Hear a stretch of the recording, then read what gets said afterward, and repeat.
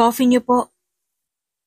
Nakangiting sambit ni Maureen at binaba sa lamesa ang kape ni Christian na kanyang boss. Nagtatrabaho bilang sekretarya si Maureen sa kumpanya nila Christian. Are you free tonight? Nakangiting tanong ng lalaki kay Maureen. Bahagyang nagulat ang dalaga sa tanong ni Christian. Bakit po sir? Kinakabahang tanong niya. Gusto ko sanang samahan mo ko sa pinakamagandang lugar na alam mo. Sagot ng lalaki at napahinga ng malalim. Halata sa mga mata ni Christian ang pagod sa kanyang trabaho. Ramdam din naman yun ni Maureen. Dahil kung saan-saan sila pumupunta para lang asikasuhin ang negosyo. Sige po sir. Wala naman po akong gagawin mamaya eh. Nakangiting sagot niya.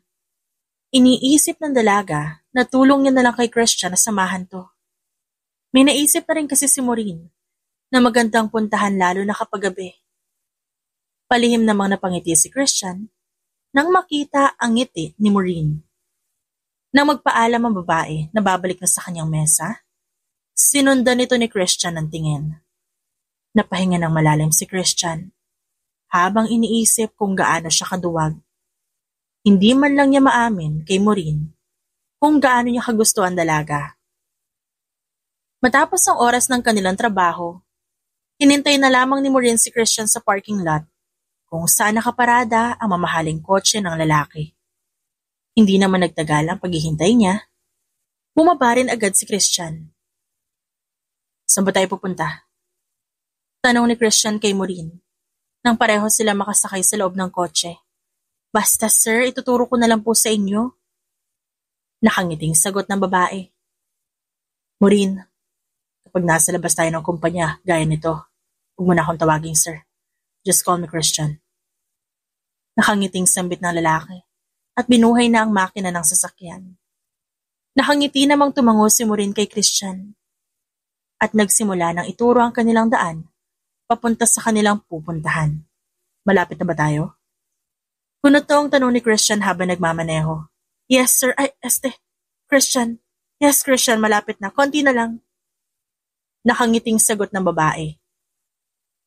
Good. Nakangiting bulong naman ni Christian. Ilang saglit pa, hindi pa man sila nakakarating sa kanilang pupuntahan, natatanaw na ni Christian ang malaking Ferris wheel. Napatingin si Christian kay Maureen na nagtataka, habang ang dalaga, malaking napangiti. Bakit mo ako dadalhin sa amusement park? Nagtatakang tanong ni Christian kay Maureen. Hindi mo ba nagustuhan? Surprise ko pa naman sana sa'yo. Nakasimangot na sagot naman ni Maureen. Halata sa kanyang boses na parang nalungkot siya at mabilis na umiwas ng tingin kay Christian. Di naman gano'n, nagulat lang ako. Sagot ng lalaki at nagpatuloy sa pagmamaneho.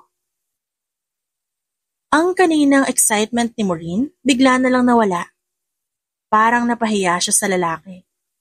Hindi naman alam ni Maureen na hindi mahilig si Christian sa mga ganon. Habang si Christian naman parang nakonsensya bigla sa kanyang ginawa. Dahil biglang tumahimik ang babae. Nawala na ang ngiti sa labi nito.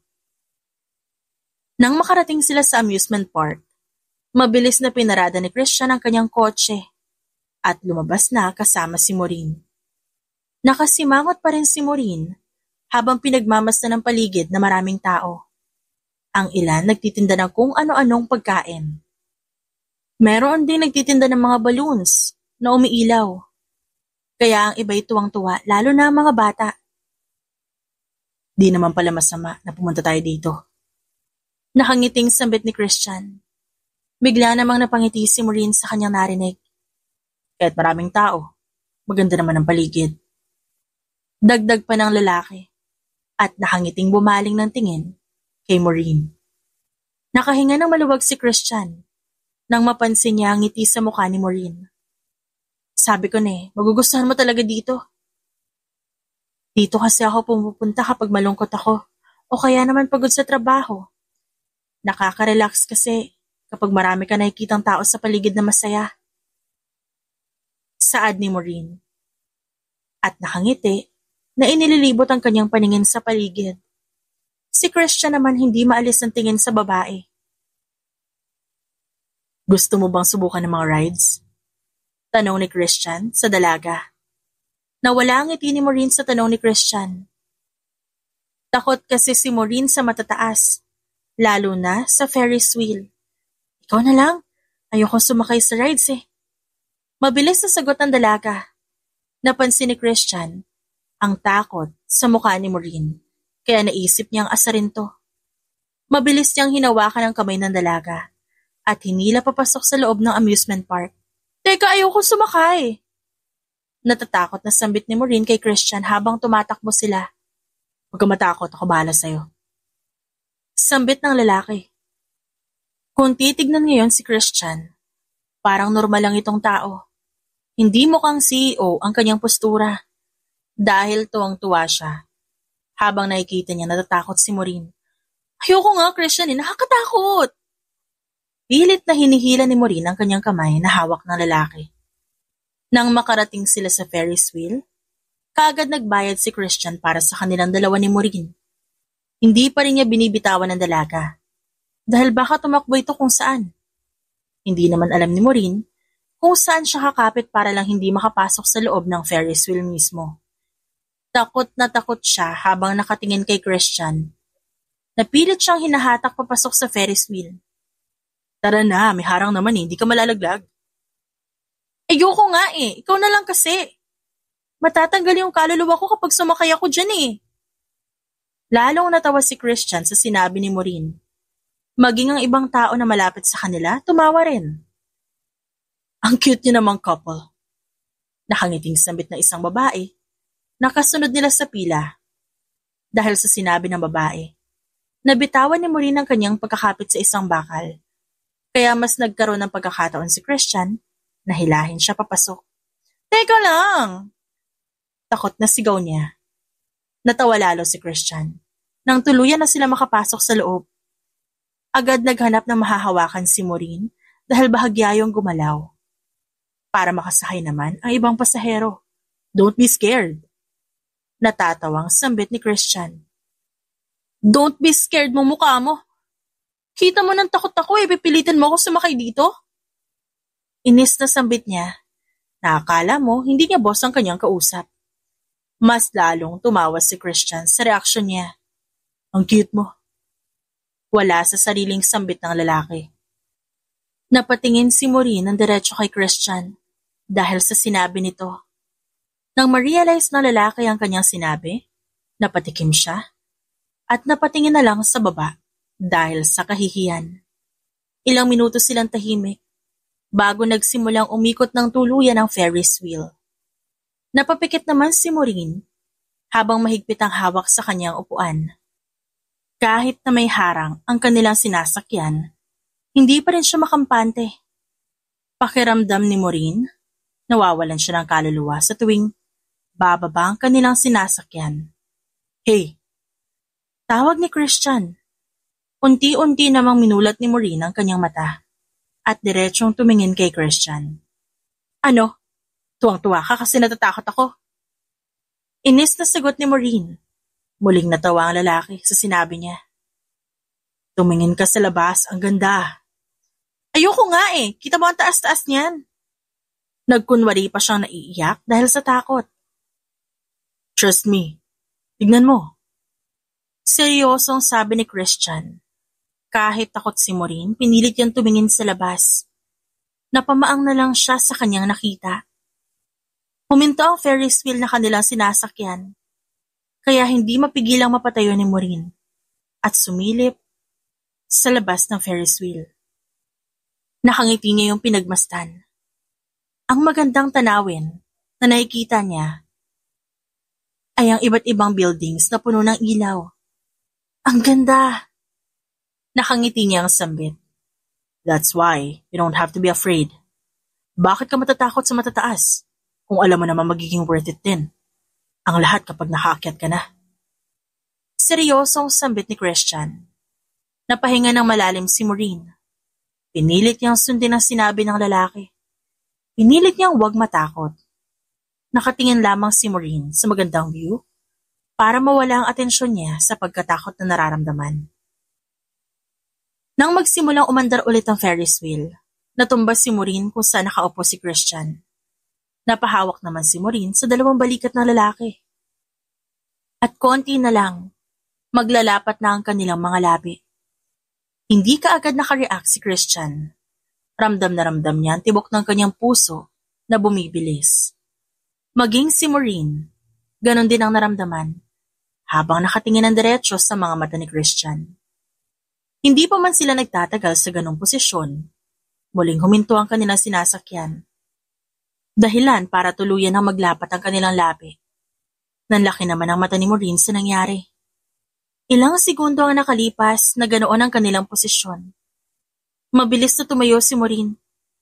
Pilit na bumalik sa kanyang upuan dahil sa pagkahiyang nararamdaman. Bigla na lamang silang nailang sa isa't isa. Ilang beses pang napalunok si Christian habang pilit iniiwas ang tingin kay Maureen.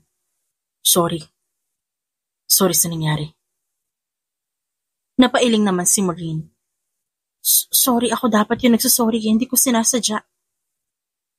Hindi na nagsalita si Christian at nanatili na lang na tahimik.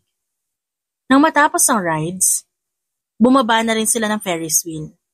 Naghanap lang sila ng pwede nilang kainin at umupo na sa isang tabi. Sabi nila may fireworks daw mamaya. Gusto mo bang manood? Nakangiting tanong ng babae kay Christian habang kinakain niya ang ice cream na kanyang dala. Para lang mawala ang pagkailang nila sa isa't isa. Yeah. Sagot lamang ng lalaki. Hindi kasi alam ng lalaki kung anong sasabihin kay Maureen dahil sa nangyari kanina. Hindi pa rin kasi mawala sa isip ni Christian ang paglalapat ng kanilang labi. Para siyang nakalutang sa ulap at wala sa sarili. That's my first kiss. Sambit ni Christian sa kanyang isipan. Ilang saglit lang, nakarinig na sila ng putukan galing sa hindi kalayuan. Tara, dun tayo! Masayang sambit ni Maureen at hinawakan si Christian sa kanyang kamay para hilahin papunta sa isang lugar kung saan malaya nilang nakikita ang fireworks. Wow! Ang ganda! Nakangiting sambit ni Maureen habang nakatingin sa fireworks. Si Christian naman, nakangiti din habang nakatingin kay Maureen na halos kuminang na ang mga mata. Hindi rin nakaligtas kay Christian na tignan ang kanilang kamay ni Maureen na magkahawak pa rin. Nakangiting tumingin si Christian sa fireworks na mas sinigpitan ng hawak sa kamay ni Maureen. Naramdaman ng babae yun, kaya nagtataka siyang napatingin sa kanyang boss, na ngayon ay nakangiti habang nakatingin sa itaas. Hinayaan na lamang yun ni Maureen at muling nanood ng fireworks display. Simula ng araw na yon, mas naging malapit sila dalawa sa isa't isa. Hanggang sa nagkaroon na nga sila ng relasyon. Isang relasyong patago dahil hindi pa nila pwedeng sabihin sa iba. Naghahanap pa ang dalawa na magandang pagkakataon para sabihin. Isang araw, nagkaroon ng celebration ng kumpanya ni Christian. Anniversary nito at masaya ang lahat. Nagkayayaan ang mga kasamahan nila sa trabaho na mag-celebrate sa isang kainan kasama ang kanilang boss. Sir, pwede po ba tayo uminom ng alak? Minsan lang naman po eh. Sambit ng isa nilang kasamahan. Sure, sagot ko na lahat. Nakangiting sagot naman ni Christian. Masayang nagsigawan ang mga ito kasama na si Maureen. Ang lahat ay masayang umiinom ng alak. Ang iba, hindi pa man nauubos ng isang bote, tumba na. Maliban kay Christian na mataas ang alcohol tolerance. Ang daya naman ni Maureen. Konti lang iniinom, ito pa oh. Nakangusong sambit ng isa nilang kasama at inabot kay Maureen ang isang baso ng alak. Palihim na napatingin si Christian kay Maureen na medyo lasing na. Walang pag-aalinlangan yung kinuha ni Maureen at ininom. Tuwang-tuwa naman na iba nilang kasama na mga lasing na rin. Nang matapos ang celebration nila, kanya-kanya na silang uwi. Ang iba, halos di na makalakad na maayos dahil sa sobrang kalasingan. Thank you po, Sir Christian. Best bossing ka talaga. Lasing na sambit ng isa nilang kasamahan. Tama ka na, kanina ka pa eh. Sagot naman ng kaibigan nitong lasing na rin. Natatawa na lamang si Christian habang nakatingin sa mga ito na sumasakay na sa taxi, na sasakyan pa uwi. Dahil ang iba hindi na kayang magmaneho. Si Maureen naman duwal ng duwal sa isang gilid. Mabilis na lumapit sa kanya si Christian na nag-aalala. Hey, are you okay? Tanong ni Christian kay Maureen at inalalayan nitong tumayo. Napapikit na lang si Maureen at di na magawang makapagsalita ng maayos. Kaya walang nagawa si Christian kundi ang buhatin si Maureen para isakay sa kanyang kotse. Dahil hindi alam ni Christian kung saan nakatira ang babae, dinala niya ito sa kanyang kondo.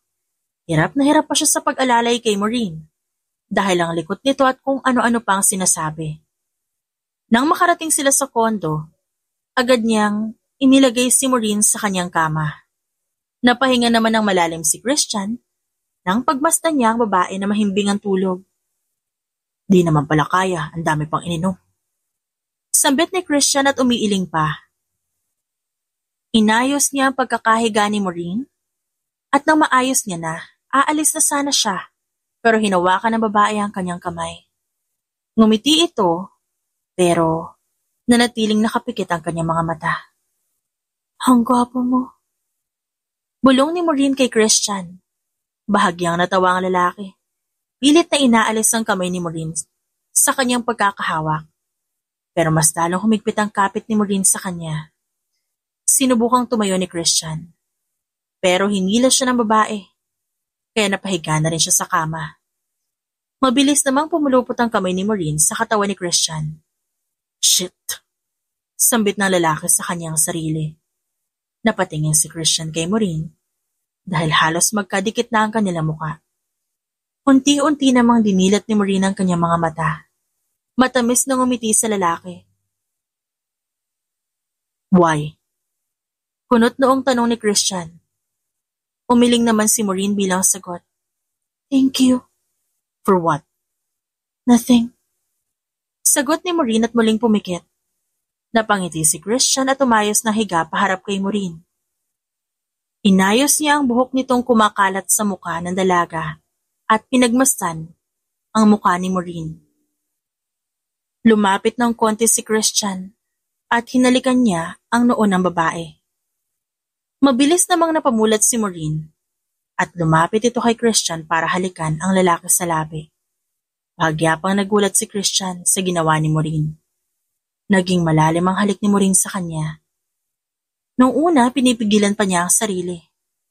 At hindi pa siya tumutugon. Bahagya niyang tinulak si Maureen, kaya napasimangot ang babae. You're drunk. Aniya, tumupo. Para sana bumangon.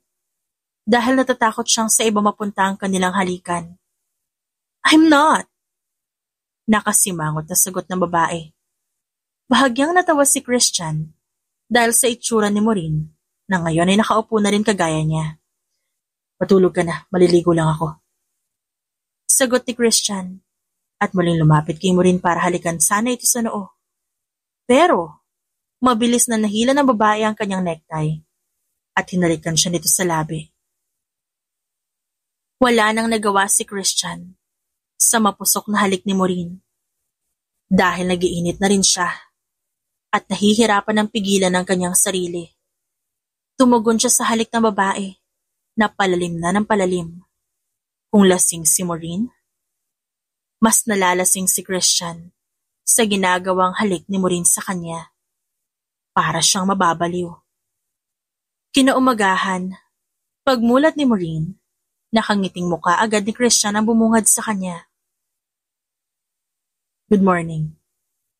Nakangiting bati ng lalaki at hinalikan siya sa labi. Napangiti naman si Maureen at muling pinikit ang kanyang mga mata. Ayaw niya pa sanang bumangon. Katabi niya ngayon si Christian. Pero niyaya siya nitong kumain ng agahan. Let's eat breakfast, nagluto na ako. Kahit na antok pa siya, pinilit niyang bumangon. Doon niya lang napansin na wala pa lang siyang suot na kahit ano. Napatingin naman siya kay Christian na nakasuot lang ng boxer shorts. What happened? Gulat niyang tanong habang nakatingin sa kanyang katawan na tanging kumot lang na puti ang balot. Sabi mo, hindi ka lasing kagabi. Natatawang sambit ni Christian. Huh? Kunot noong tanong ni Maureen. We had a good time last night. Nakangising sagot naman ni Christian at lumapit kay Maureen para halikan to sa labi. Nanlaki ang mata ng babae. Pilit na inaalala ang nangyari. May iilan siyang naalala pero ang buong pangyayari, nawala na ng tuluyan sa isipan niya.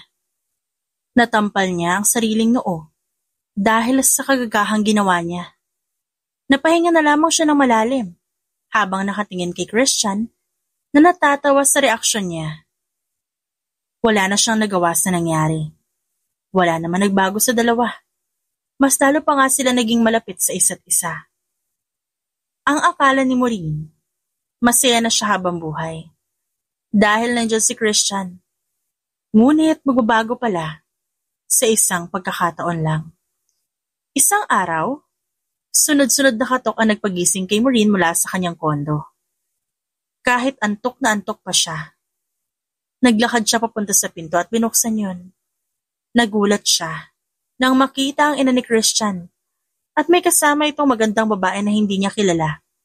Good morning po. Pasok po kayo. Kinakabahan niyang sambit. Mas nilakihan pa niya ang bukas ng pinto para makapasok ang ina ni Christian at ang babae.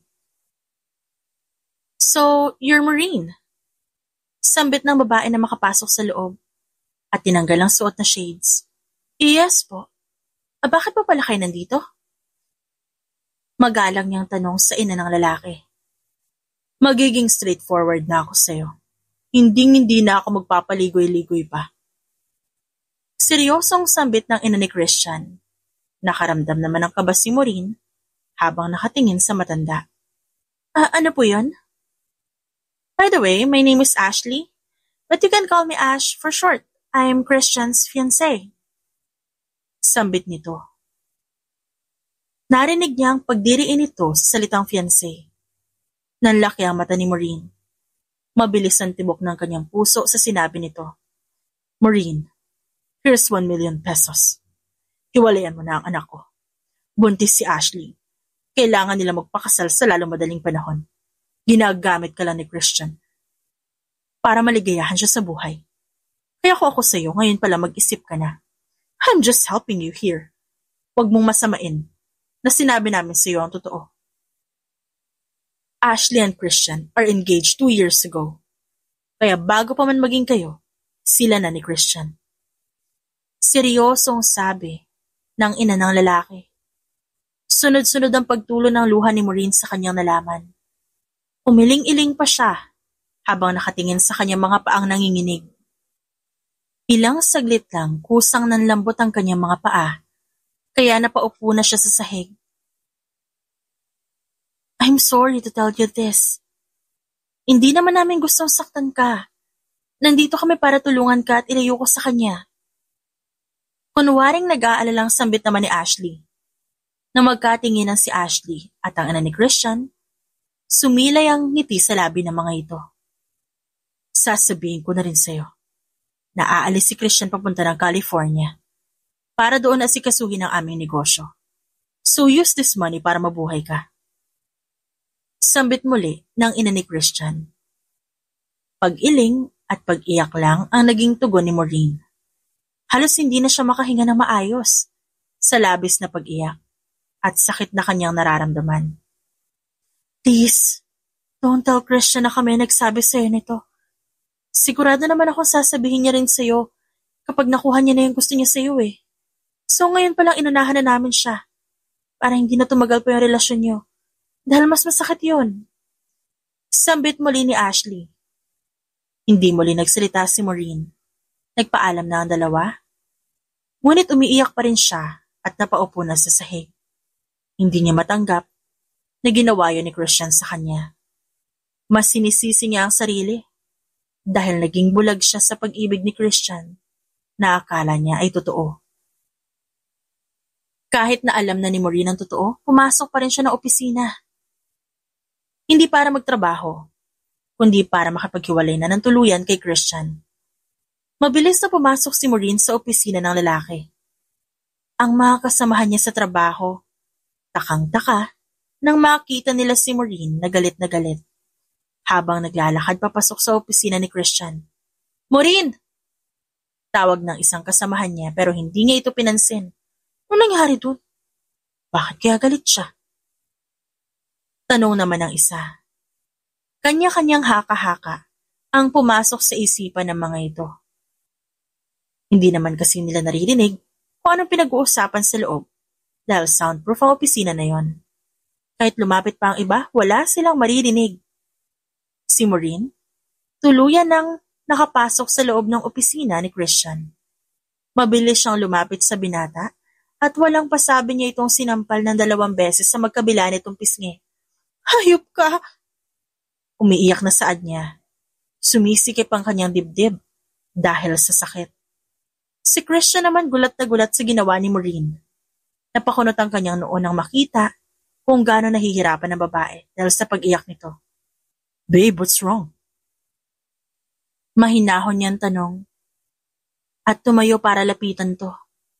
Nang tangkain niyang hawakan si Maureen, mabilis siya nitong sinampal muli habang minumura siya nito.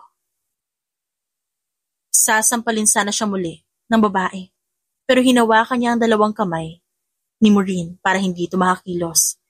Iyak lang ito ng iyak at nagpupumilit na kumawala sa pagkakahawak ni Christian sa kanya. "Bitiwan mo ako? Maghiwalay na tayo. Huwag mo nang subukang kabulin pa ako dahil nandidiri ako sa'yo. Diring-diri ako sa'yo." Umiiyak na sigaw nito. "Babe, manloloko ka, nakakadiri ka." "Maureen, ano ba nangyayari? Sabihin mo." Inis niyang tanong. "Di mo alam?" Medyo natatawang tanong ni Maureen sa kalagitnaan ng pag-iyak. "Fucking no!" Sigaw ni Christian. "At di mo itanong kay Ashley at sa nanay mo, ha? Hayop ka, matagal mo na pala ako niloloko." Napakunot ang noo ni Christian at takang-takang tumingin kay Maureen. "Anong sinabi nila sa'yo?" "Madami.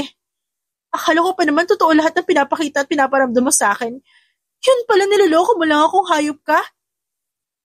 "Let me explain." "Explain? Wala na. Hindi na kailangan. Malinaw na sa akin ang lahat. Malinaw pa sa tubig na niloko mo ko. Maghiwalay na tayo. Hindi ko na kaya makita yung pagmumukha mo." Sigaw ni Maureen at kinuha ang isang folder sa kanyang bag. "This is my resignation letter." Muli niyang tinignan si Christian at sinampal to. Mabilis siyang naglakad palabas ng opisina ni Christian. Nadatnan pa ni Maureen ang kanyang kasamahan na sinusubukang makinig sa labas ng opisina ng lalaki. Gulat ang mga ito habang nakatingin kay Maureen, lalo na nang makita nilang namamaga ang mata ni Maureen kakaiyak. Magtatanong pa sana ang iba sa kanila at kakamustahin siya, pero mabilis na naglakad paalis si Maureen at sumakay sa elevator. Si Christian naman, naiwang nakatulala habang nakatingin sa pinto ng kanyang opisina. Sunod-sunod na tumulo ang kanyang luha. Pero pinilit niyang magpakatatag. Nakaramdam siya ng galit sa kanyang ina at maging kay Ashley. Hindi man alam ni Christian kung ano ang sinabi nito kay Maureen. Alam niyang masama yon. At malamang, puro kasinungalingan ang sinabi ng mga ito. Hindi alam ni Maureen kung saan siya pupunta. Umalis siya sa kanyang kondo. Umuwi sa kanilang probinsya para doon muna magpahinga. Wala na siya mga magulang, kaya hindi niya alam kung kanino tatakbo sa mga oras na yon. Ilang linggo ang lumipas, nakaramdam siya ng palaging pagkahilo at pagsusuka. Noong una akala niya dahil lamang sa depresyon na kanyang nararamdaman, dahil sa hiwalayan nila ni Christian. Hanggang sa magdesisyon siya magpa-check up, at laking gulat niya nang malaman niyang buntis siya. Muli na namang gumuho ang kanyang mundo dahil sa nalaman. Hindi niya na nga alam kung paano bubuhayin muli ang sarili. Dadagdag pa ang bata na nasa kanyang sinapupunan. Kahit alam ni Maureen na mahirap mag-isa, Ni kaibigan wala siyang masasandalan. Pero pinagpatuloy niya pa rin ang kanyang pagbubuntis.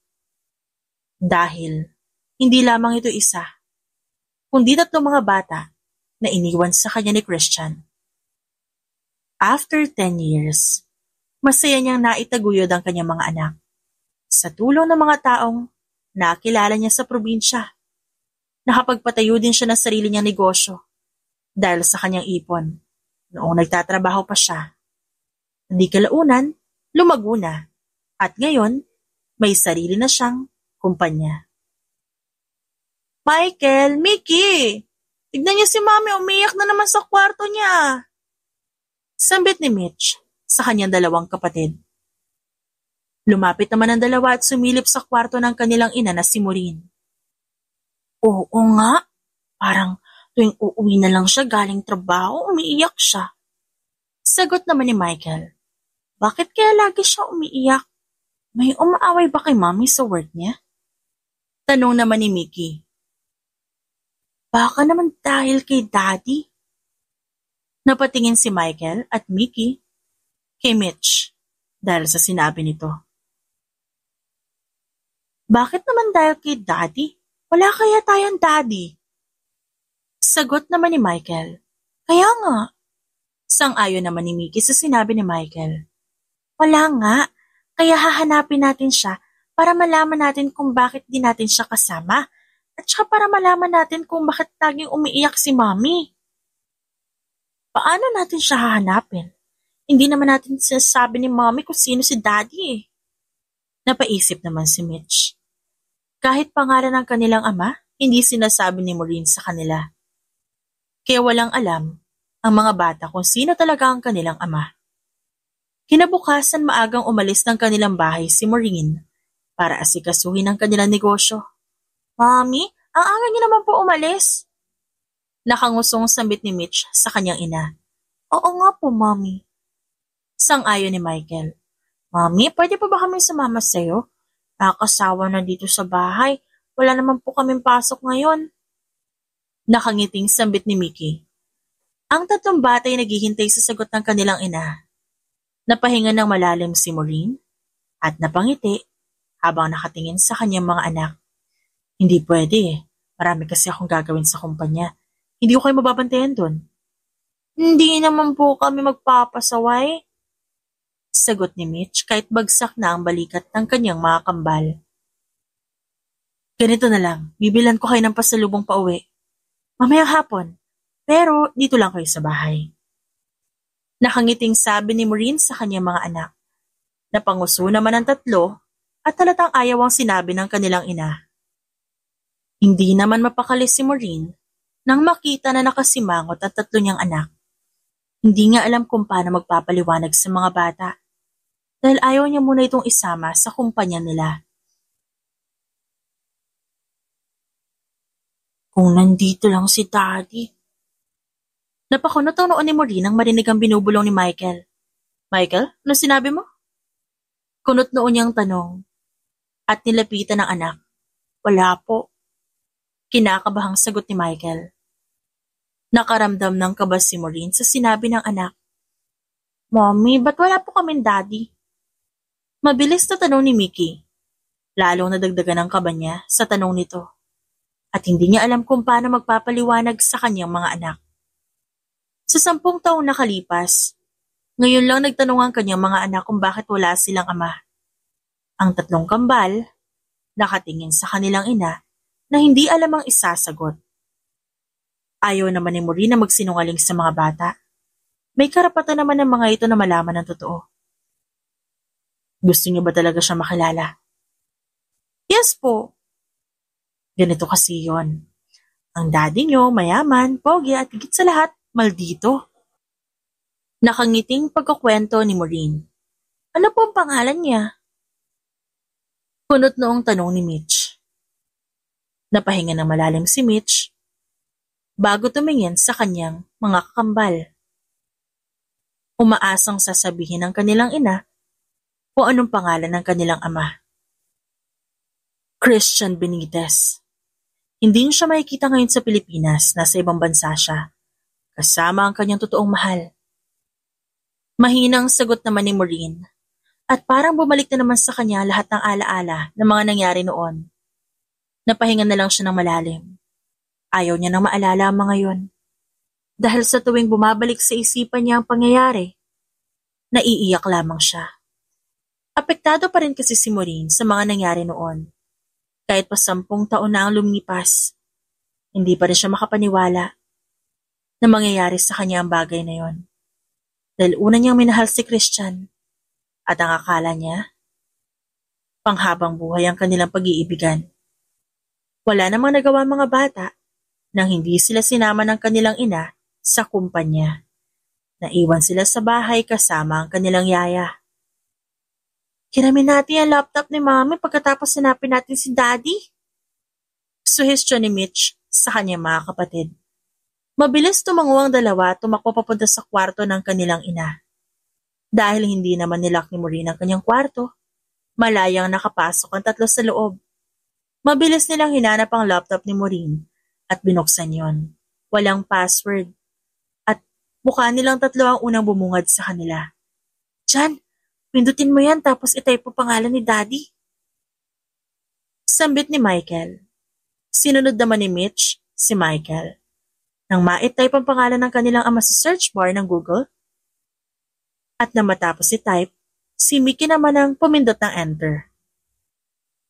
Abang na abang sila kung sinong lalabas sa pangalan na kanilang pinindot. Ilang segundo lang, lumabas agad ang picture ni Christian bilang isa sa pinakasikat na businessman sa bansa. Is that him? Punot noong tanong ni Michael. Yeah, it's him. Kamukha ni Mitch eh. Seryosong sagot ni Mickey. Di ko tatanggapin na kamukha ko siya hanggat di natin nalalaman kung ba't niya tayo iniwan at si Mommy.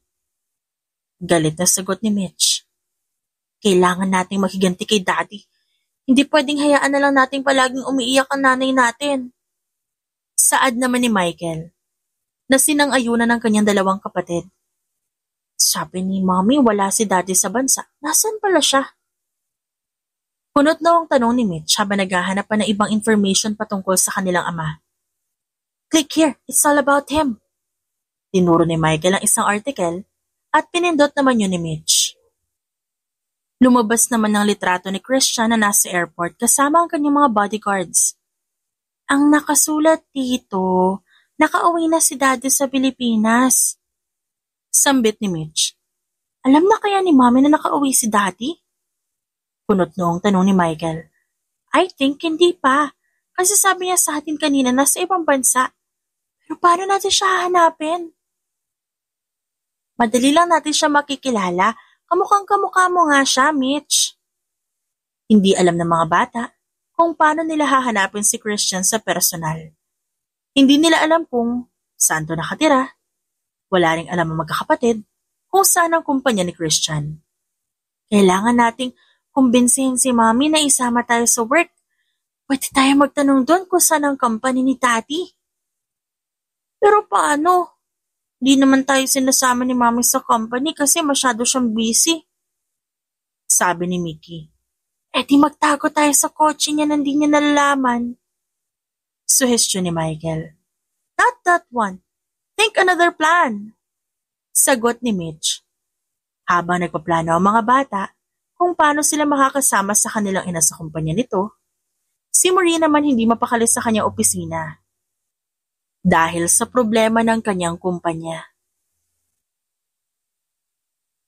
Miss Maureen, nagkaproblema daw po sa Laguna branch. Nawawala daw po ng 100K na kinita ng business doon. What? 100K? 100,000? What happened? Who's the manager? Bakit nawala ng ganun kalaki ang branch natin doon? Hindi daw po nila makita kung nasan yung manager eh. Nakayokong sagot ng kanyang sekretarya. Anong hindi makitan? Nasaan ang pera? Tinakas niya? Dahan-dahan namang tumango ang kanyang sekretarya. Napasandal si Maureen sa kanyang upuan dahil sa inis. Agad na kinuha ni Maureen ang kanyang cellphone at tinawagan ng manager ng Laguna branch pero hindi niya yun makontak. Sa labis na inis, wala na din siyang ibang pagpipilian Tinawagan niya ang kanyang private investigator at pinahanap ang manager na yon. Make sure na malalaman mo kung nasan siya. Huling sabi ni Maureen bago binaba ang tawag. Ma'am, may schedule po kayo ng meeting sa friends group. Tutuloy po ba kayo? Tanong ng kanyang sekretarya. Yes, I will. Tanging sagot ni Maureen at tumayo na para pumunta sa friends company. Nang makarating naman sila sa kumpanya, alam niya na kaagad ang sasabihin. Gusto kasi ng mga ito na maging partner si Maureen sa kanilang kumpanya. Pero ayaw niya dahil kaya niya namang iangat ang sariling negosyo nang siya lang mag-isa. Nakangiting binati si Maureen at ang kanyang sekretarya nang pumasok sila sa loob ng kumpanya. Habang si Maureen naman nanatiling walang emosyon na naglalakad papunta sa elevator. Miss Maureen, nasa conference room na po sila. Sambit ng isang staff nang makapasok sila sa elevator. Nanatiling hindi nagsasalita si Maureen. Pero ang kanyang mga mata, palihim na tinignan ng staff na halata natatakot sa kanyang presensya. Hindi rin naman siya nito mahahalata dahil nakasuot ng shades si Maureen. Thank you. Sagot ng kanyang sekretarya sa staff. At lumabas na sila ng elevator. Sumunod na lamang sila sa staff kung saan itinuro ang conference room. Kumatok lamang doon ang sekretarya ni Maureen bago pumasok sa loob. Napahinto ang lahat sa pag-uusap nang pumasok siya na seryoso ang muka. Dahan-dahan niyang tinanggal ang kanyang suot na shades at isa-isang tinignan ng mga tao sa loob. 3 lang silang nandun na hindi inaasahan ni Maureen. Akala niya maraming tao. Isa-isa niya itong tinignan. Wala na kasi siyang plano umupo. Una niya nakita ang isang babaeng nakasalamin. Kasunod ay ang lalaking napalunok na magtama ang kanilang paningin sa isa't isa. Kasunod ay ang nasa gitna. Halos manlambot ang tuhod ni Maureen nang makita niya si Christian na nakaupo at seryoso nakatingin sa kanya. What is he doing here? Kahit gulat na gulat si Maureen, dahil sa kanya nakita, hindi niya ito pinahalata. Miss Maureen Ruiz, this is our new CEO, Mr. Christian Benitez. Pakilala ng lalaki sa gilid ni Christian. Kung gulat na gulat si Maureen nang makita niya si Christian, mas malala naman ang naramdaman ni Christian nang makita niya ang babae.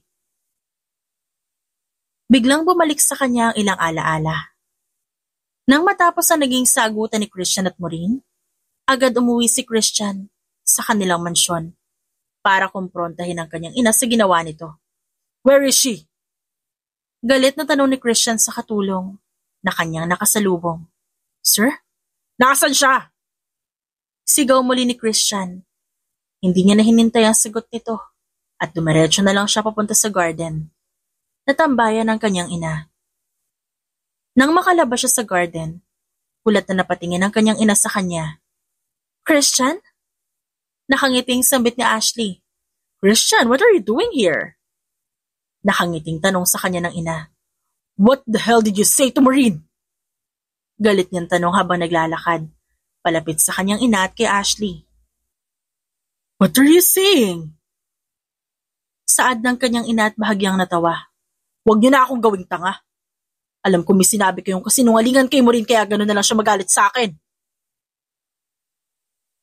Christian, wala kaming sinabi sa kanya. Kung ano man sinabi niya sa'yo, hindi yan totoo. Sagot naman ni Ashley na parang iiyak na. Magsabi kayo ng totoo. Ano yung sinabi niya sa akin, ha? Ha? Manluloko ako? Ano ba sinabi niya sa kanya? Ni hindi makapagpaliwanag na maayos si Christian. Dahil kitang-kita niya kung gaano kasakit kay Maureen. Ang kasinungalingan na sinabi ng magulang niya at ng babaeng hindi niya naman mahal kay Maureen. Wouldn't say anything. Ba't maganon ka nalang kaapektado sa babae na yon? I am your fiancé. Fuck, Ashley. Hindi mo ako fiancé at hindi mangyayari yan. Sigaw ni Christian na mas lalong ikinaiyak ni Ashley. Christian, ano ba? Sinasaktan mo si Ashley. Inis na sabi ng kanyang ina. Sinabi niyo ba kay Maureen na fiancé ko si Ashley? Galit niyang tanong. Hindi naman nakasagot ang dalawa, kaya galit niyang sinuntok ang lamesa. At dahil babasagin yun, unti-unti yun nabasag. Dumugo rin ang kanyang kamao, na ikinagulat ni Ashley at ng kanyang ina. Pigil na pigil si Christian sa kanyang pag-iyak habang nakatingin sa kanyang kamao, na hindi niya maramdaman ang sakit mula sa sugat na kanyang natamo doon.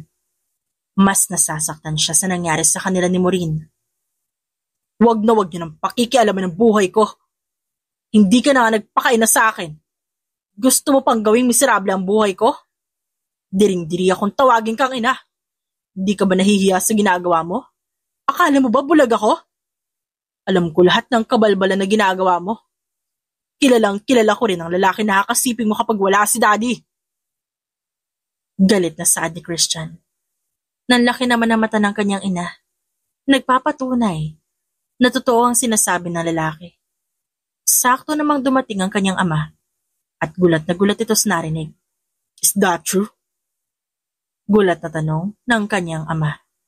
Napatingin si Christian dito. Nakatingin ang kanyang ama sa kanyang ina ngayon. No, hindi totoo yun. Christian, ba't mo ba ginagawa sa akin to? Umiiyak na sambit ng kanyang ina. Nangunot ang noo ni Christian. Pinunasan ang kanyang luha na nagsimula ng tumulos sa kanyang pisngi. Gusto mo na ebidensya, ha? Sa mga sinasabi ko? May dinukot si Christian na kung ano sa kanyang bulsa at binigay yon sa kanyang ama. This is the file of the CCTV footage ng mga lugar kung saan kayo pumupunta ng mga lalaki mo. Han, that's not true. Trust me. I love you. Saad ng kanyang ina. Naglakad pa ito palapit sa kanyang ama at pilit nagmamakaawa. Huwag ka na sana magpa-auto, Dad. Don't be blind again this time. Aniya, bago lumabas ng kanilang mansyon, agad siyang dumiretso sa kondo ni Maureen para magpaliwanag. Pero pagdating niya wala ng tao doon. Kaya wala din siyang napala. Ginawa niya ang lahat para mahanap si Maureen. Pero bigo siya. Sobrang sakit para kay Christian ang nangyari. Gusto niya pa sanang ayusin kapag nagkaroon siya ng pagkakataon pero kailan pa? Hindi niya na magagawa yon dahil ipinadala na siya ng kanyang ama sa California para asikasuhin doon ang kanilang negosyo. Hindi na rin siya tumanggi dahil nag-usap silang dalawa tungkol sa kanyang ina. Hiniwalayan ng kanyang ama ang kanyang ina dahil sa wakas, tinanggap na nito ang lahat. Nalaman na nito ang lahat ng kalokohan na ginagawa ng kanyang ina. Nagdadalawang isip pa si Christian kung tutuloy siya. Gusto niya pa magkaayos sila ni Maureen. Hindi siya susuko hanggat niya nakikita ang dalaga. Pero sa huli pumayag na rin siya. Pero nag-iwan siya ng pangako sa sarili. Gagawin niya ang lahat para makita muli ang babae. Kahit gaano pa katagal yun, babalik siya para hanapin si Maureen. Makalipas ang 10 taon, muling nakatapak si Christian sa Pilipinas para dito na ipagpatuloy ang kanilang negosyo dahil namatay na ang kanyang ama. Lahat ng ari-arian na iwan sa kanya. Wala siyang pagpipilian kundi hawakan ito lahat. Welcome back, Sir Christian. Nakangiting bati ng attorney ng kanyang ama. Nayos niyo na po ba lahat? Nakakailanganing ipasa ang ari-arian ni Daddy sa pangalan ko? Seryosong tanong niya dito. Yes, sir. Nayos ko na po lahat. Good. Sagot niya at kinuha ang kanyang cellphone para tawagan ang kanyang private investigator. Any updates about her? Wala pa rin po, sir eh. Hindi ko pa makita ang pinapahanap niyo sa akin. Pero gagawa po ako ng paraan. Sagot naman ito. Napakamot naman sa ulo ang private investigator ni Christian dahil nakailang tawag na ang lalaki sa kanya para ipahanap si Maureen. Hindi naman siya nakakilos ng maayos dahil nahihirapan siya. Sir, may meeting po kayo sa CEO ng Triple M Corporation. Ito po yung business na sinasabi ko sa inyo na malaki yung maitutulong sa company natin. Triple M? Yes sir, Triple M. Yun yung pangalan ng kumpanya. May triplets pong anak kami-ari nito. Sagot naman ng sekretarya niya. Let's go. Sagot ni Christian. Ilang minuto sila naghintay sa conference room. Dumating na rin ang kanilang hinihintay. Nang pumasok sa loob ang CEO ng Triple M, natulala si Christian na makita si Maureen. Tumibok na mabilis ang kanyang puso dahil sa kaba.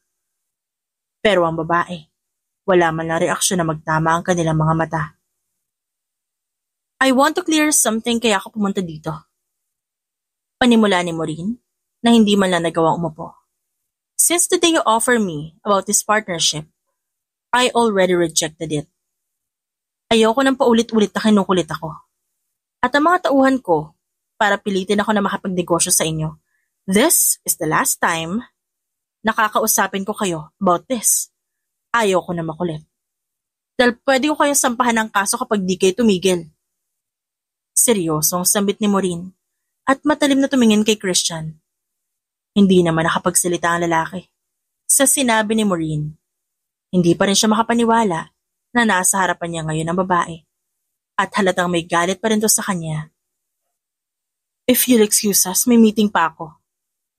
Sabi muli ni Maureen at sinuot ang kanyang shades. Hindi niya na hinintay pa ang sasabihin ni Christian. Dire-diretso siyang naglakad palabas ng conference room. Napabalik naman sa ulirat si Christian nang marinig ang pagsara ng pinto. Siya ba ang CEO ng Triple M Corporation? Wala sa sariling tanong ni Christian sa kanyang mga kasama sa loob ng conference room. Yes, sir. Medyo maldita po eh. Sagot naman ng kanyang sekretarya. May anak siya? Tanong niyang muli at mas lalong bumilis ang tibok ng kanyang puso. Yes, sir. 3 po. Mabilis tumayo si Christian at pumunta sa comfort room. Nag-ahabol siya ng hininga habang nakatingin sa reflection niya sa salamin. Hindi niya akalain na wala na siyang babalikan sa Pilipinas. May asawa na at 3 anak pa, si Maureen. Mommy, isama niyo na kami. Gusto namin pumunta sa company, please. Naiiyak na sabi ni Mitch. Hindi ako pupunta sa kumpanya. May event akong pupuntahan. Importante yun. Isama niyo na lang po kami. Promise po, behave lang kami doon. Wala din po kaming kasama dito. Umalis si Yaya. Sabi ni Michael. Sa kanya naalala na wala nga palang kasama ang mga bata sa mansyon. Kaya wala siyang nagawa kundi pumayag na isama ang kanyang mga anak. Nang makarating sila sa venue kung saan gaganapin ang event, masayang-masaya ang mga bata. Ang ibang mga kakilala ni Maureen na business partners tuwang-tuwa sa kanyang 3 mga anak. Pero ang 3 kambal, palihim na nagmamasid para hanapin ang kanilang ama. Dahil malakas ang kanilang kutob na pupunta dito sa event ang kanilang ama. Michael, tignan mo yung bababa sa kotse. Tignan mo yun. Bulong ni Mickey sa kanyang kapatid. Sinunod naman ni Michael ang kanyang kambal. Hindi naman sila nabigo. Dahil bumaba sa kotse na yun si Christian na seryosong-seryoso ang mukha. Bullseye. Nakangiting sambit ni Mitch. Mabilis na lumabas ang 3 magkakapatid nang tuluyan na makapasok ang kanilang ama sa venue. Sinundan nila kung saan ipaparada ang kotse nito. Mickey, kumuha ka ng bato yung matulis. Utos ni Michael at sinunod naman kaagad ni Mickey ang utos ng kapatid. Mitch, maghanap ka na matigas na pwede nating gamitin para basagin ang kotse niya. Sumunod din si Mitch sa sinabi ni Michael. Lumingalinga si Michael para hanapin ang CCTV camera. Hindi naman siya nabigo nang makita siya nito. Agad siyang kumuha ng pwedeng pantakip. Dahil hindi niya agad naabot ito, naganap siya ng pwedeng gamitin para ipatong ang isang tela sa camera. Here! Inabot ni Mickey ang stick na mahaba kay Michael. Inilagay ni Michael ang tela doon sa stick at tinaas para matakpan ng CCTV. Nang magawa nila na maayos, nagsimula na sila sa kanilang plano. Naglakad palapit sa kotse si Michael at sinubukan kung tutunog ba ito kapag hinawakan nila. Pero hindi yun tumunog, kaya napangisi si Michael. Una nilang ginasgasan ang kotse ni Christian. Kung ano-ano ang kanilang sinulat doon gamit ang matutulis na bato. Kumuha rin si Mickey ng pwede niyang gamitin para butasin ang gulong ng kotse ni Christian. Hindi pa nakontento si Mitch. sa kanyang ginagawang paggagasgas sa kotse. Kumuha pa siya ng putik at pinahid sa bintana ng kotse ni Christian. Mabuti na lang walang tao sa parking area at walang nakakita sa kanila. Tara na, ayos na yan. Nasaan na yung bato? Tanong ni Michael kay Mitch. Inabot naman yun ni Mitch kay Michael. Umanda na kayo doon sa loob, ako nang bahala dito. Hinawakan naman ni Mickey ang kamay ni Mitch. Hinila na ito papasok sa loob, na parang wala nangyari. Ilang minuto nakalipas, lumabas mula sa CR ang mga lalaki na parang wala nangyari. Agad niyang hinanap ang kanyang mga kapatid. Nakausap na ngayon ang kanilang ina. Ayan na po siya. Nakangiting sambit ni Mitch. Saan ka galing? Umihi lang po, Mami. Nang maayos na ang lahat at walang nakapansin sa kanilang ginawa, hinanap nila muli ang kanilang ama. Nakita nila itong may kausap na babae. Galit namang tumingin na magkakapatid at sinundan ng tingin si Christian nang maglakad na papasok sa CR. Nagkatinginan ng tatlong magkakapatid at mabilis na sumunod kay Christian. May nakita akong pintura sa likod, kunin mo! Bulong ni Michael kay Mickey. Muling sumunod si Mickey sa kapatid. At pagbalik, dala niya ang dalawang maliit na balde ng pintura. Habang si Christian tahimik na umiihi sa isang cubicle, nag-iisip kung paano niya kakausapin si Maureen. Kahit na kanina pa kasi siya sa venue, pakiramdam niya wala siyang pagkakataong makausap ang babae. Halata rin kasing iniiwasan siya nito. Nang matapos siya sa kanyang ginagawa, binuksan niya ang pinto ng cubicle.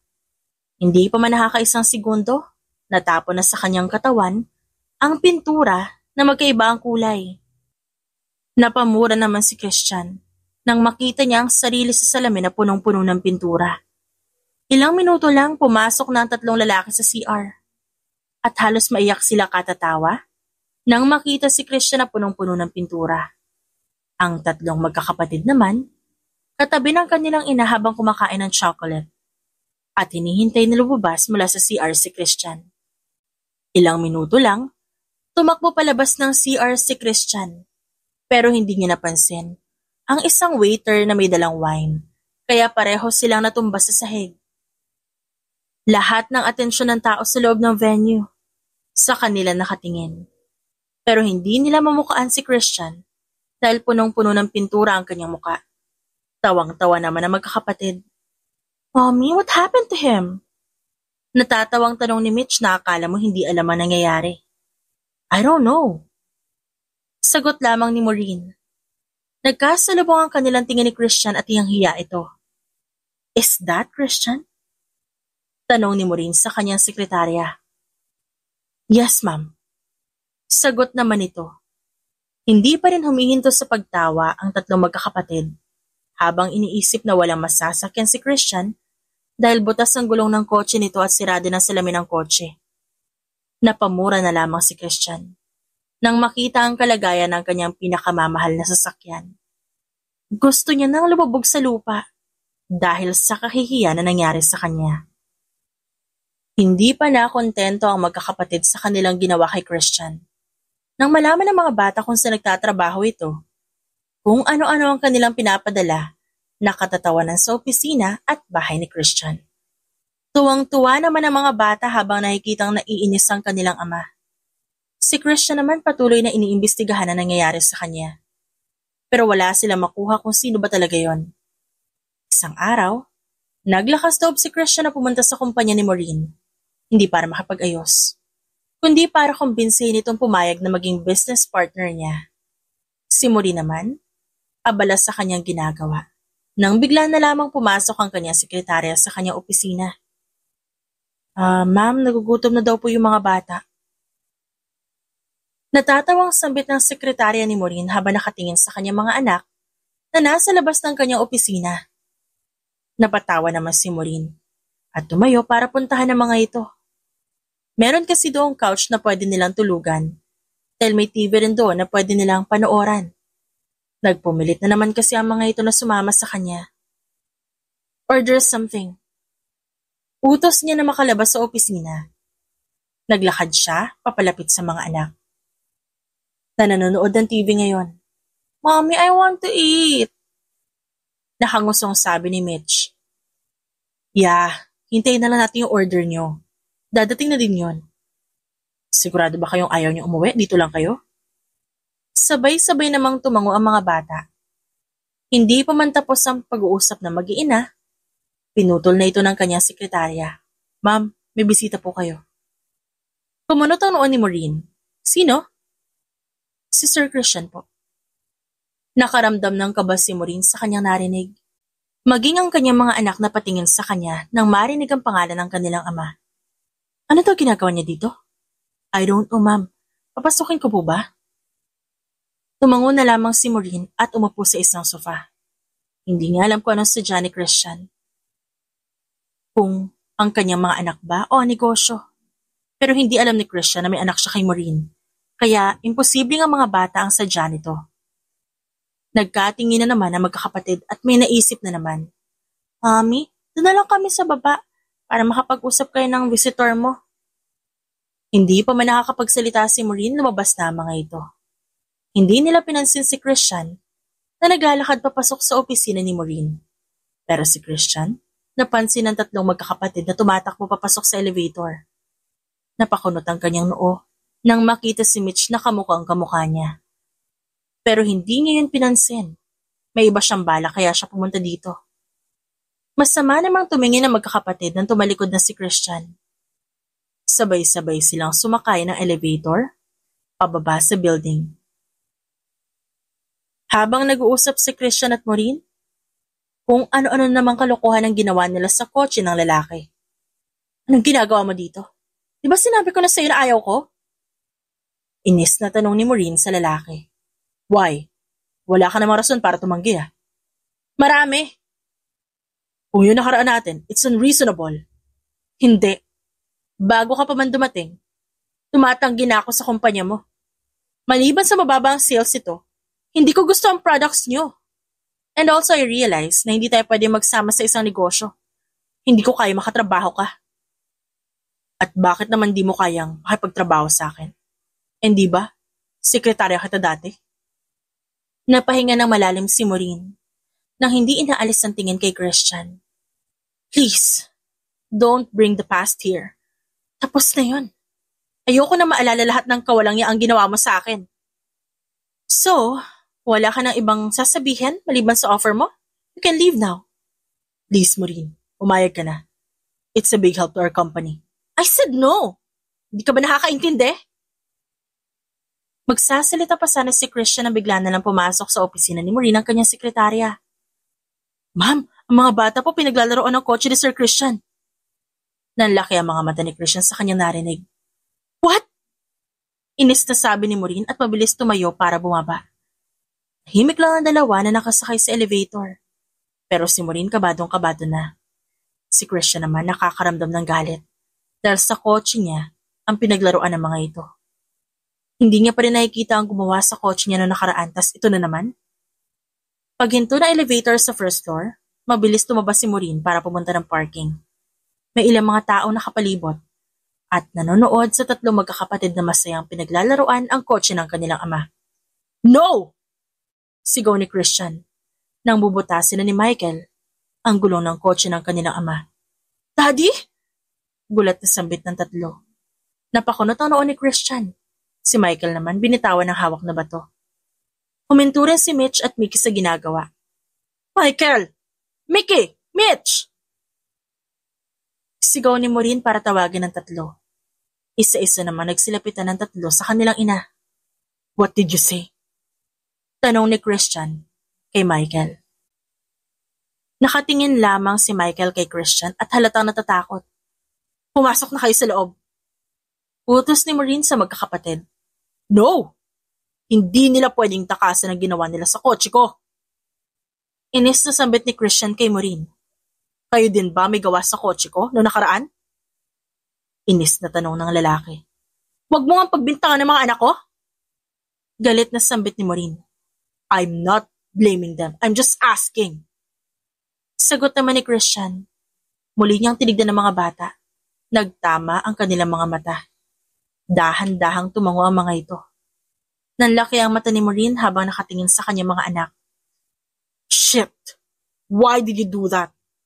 Alam niyo ba kung gaano kamahal ang kotse na yon? It's fucking million! Hey, ba't yung ginawa yan sa kotse niya? Tanong ni Maureen sa kanyang mga anak. Ang gusto po namin makaganti kay Daddy. Sambit ni Mitch at nagsimula ng umiyak. What? Daddy? Naglakad palapit si Christian sa tatlong magkakapatid at tinignan ng mga ito. Ano sinabi mo? Tanong niya muli kay Mitch. Gusto po namin gantihan si Daddy sa pag-iwan niya sa atin. Sagot naman ni Mickey. Palagi po kasi namin nakikita si Mami umiiyak sa loob ng kwarto eh. Napakunot naman ang noo ni Christian. Si Maureen naman namumuo na ang luha sa mga mata. Sorry po Daddy sa ginawa namin sa kotse mo. Pati na rin sa paglalagay ng pintura sa CR habang nasa loob ka. Nakayokong sambit ni Mickey. Sorry din po Daddy. Sabay na sambit ni Michael at Mitch. Sagutin niyo ang tanong ko. Bakit niyo ako tinatawag na Daddy? Hindi niyo ako Daddy. Sabi po ni Mami, ikaw ang Daddy namin eh. Your name is Christian Benitez. Sagot ni Mitch. Sunod-sunod na tumulo ang luha ni Maureen. Dahil hindi niya na napigilan to, nasasaktan na naman siya. Pumasok na muna kayo sa loob. Muling tumingin ang mga bata sa kanilang ama na humihingi ng paumanhin. Pagkatapos sunod-sunod na tumakbo ang mga bata, papasok sa kumpanya ni Maureen. Ano sinasabi nila? Kunot noong tanong ni Christian, naguguluhan na. Hindi mo sila anak, nagkamali lang sila. What? Nagkamali? Hindi pwede magkamali ang mga anak mo. Tignan mo nga yung ginawa nila sa akin. Mas matalino pa nga sila kaysa sa atin eh.